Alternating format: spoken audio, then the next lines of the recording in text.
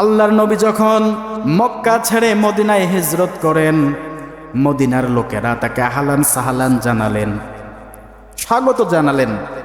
মদিনার অনেকগুলো মানুষ তাকে হাদিয়া উপহার দিলেন, হাদিয়া নিয়ে আসলেন। যে যাহা পেরেছে টাকা পয়সা ইত্যাদি কোনো সামগ্রী হাদিয়া রসুলের জন্য তারা নিয়ে আসলেন। কারণ রসুল মক্কা ছেড়ে মদিনায় হিজরত করেছেন, অনেকগুলো মানুষ রসুলকে হাদিয়া দিয়েছেন।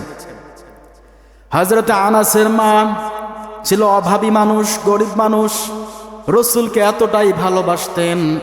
সবাই তো রসুলকে অনেক কিছুই হাদিয়া দিল, আমি কি দিলাম? আমার তো কিচ্ছু দেওয়ার মতো নাই, আমি কি দেব? হযরত আনাসের মা আনাসকে নিয়ে গেলেন আল্লাহ রসুলের দরবারে।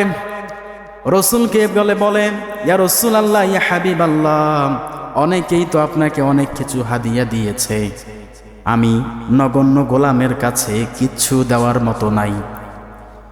ও নবী, আমার এই সন্তানকে আপনার কাছে হাদিয়া দিয়ে গেলাম, আপনার সেবা যত্ন আনাস করবে। বলি সুবহানাল্লাহ। আনাসকে দিয়ে দেওয়া হলো। ছোট্ট মানুষ আনাস, ৮-১০ বছরের শিশু সন্তান, কি আর এমন বোঝে, কি এমন খেদমত করতে পারবে? আল্লাহ রসুল আনাসকে হাদিয়া হিসাবে গ্রহণ করলেন। আনাস ১০ বছর রসুলের খেদমত করেছে। হযরত আনাস সাক্ষী দেয়, আল্লাহ রসুলের খেদমত আমি প্রায় ১০ বছর করেছিলাম। ১০ বছরেও আল্লাহ রসুল আমাকে কোনোদিন একটা আওয়াজ করে কথা বলে নাই, এমনকি আমার দিকে চোখ রাঙিয়ে একটা কথাও বলে নাই। একদিন আমি আল্লাহ রসুল আমাকে আদেশ করলেন, আনাস যাও অমুক জায়গায় গিয়ে অমুক জিনিসটা নিয়ে আসো। আমি ছোট মানুষ, বুঝতাম না। রাস্তার মধ্যে দেখি সন্তানরা খেলা করে, ছেলেমেয়েরা খেলা করছে। খেলার মোহে পড়ে ওই খেলা আমি উপভোগ করতে লাগলাম। এইদিকে ভুলেই গেলাম রসুল আমাকে আদেশ করেছেন অমুক জিনিসটা আনার জন্য। আল্লাহ রসুল চিন্তা করলেন, কি ব্যাপার, আনাসকে পাঠিয়ে দিলাম, এখনো আনাস আসলো না কেন? এতক্ষণ তো সময় লাগার কথা নয়। আল্লাহ রসুল বাড়ি থেকে নিজে বের হয়ে গেলেন আনাসের খোঁজে।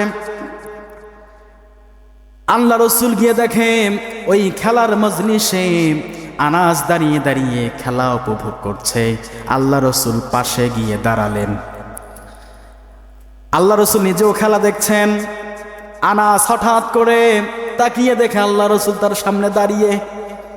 যখন আনাস আল্লাহ রসুলের দৃষ্টি দিয়েছেন, আল্লাহ রসুল আনাসের দিকে দেখে একটা মুস্কি হাসি দিয়েছেন। জোরে জোরে কোন সুবহানাল্লাহ। আনাস বলে, ওই মুস্কি হাসিটা, আল্লাহ রসুল আমাকে মুস্কি হাসি দিয়ে শাসন করেছেন, ওই শাসনের কথা আমি জীবনও ভুলবো না।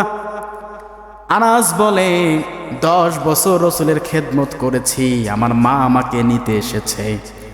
আনাস চলো, বাড়ি চলো, আমি তোমাকে হাদিয়া দিয়েছিলাম আল্লাহ রসুলের খেদমত করার জন্য, দীর্ঘকাল খেদমত করেছো, চলো, তোমার জন্য তোমার পিতা অপেক্ষা করছে, বাড়িতে অনেক সম্পদ আছে, আমাদের তো অভাব নাই, এখন চলো, অনেক কোটিপতি হয়ে গেছি এখন, আগে অভাব ছিল আর এখন অভাব নাই। হযরত আনাস বলে, মা, রসুলের কাছ থেকে আপনি আমাকে নিয়ে যেতে পারবেন না, আমার মা কেন বাবা কেন, দুনিয়াটা যদি আমার নামে লিখে দেন, আমি রসুলকে ছেড়ে এখান থেকে যাব না। আল্লাহু আকবার! কি ব্যবহার রসুলের কাছ থেকে আনাস পেয়েছেন। 10 বছরেও কোনো তাকে চোখ রাঙিয়ে গরম করে রাগ দেখিয়ে মেজাজ দেখিয়ে কোনো কথা আনাসের সঙ্গে বলা হয় নাই।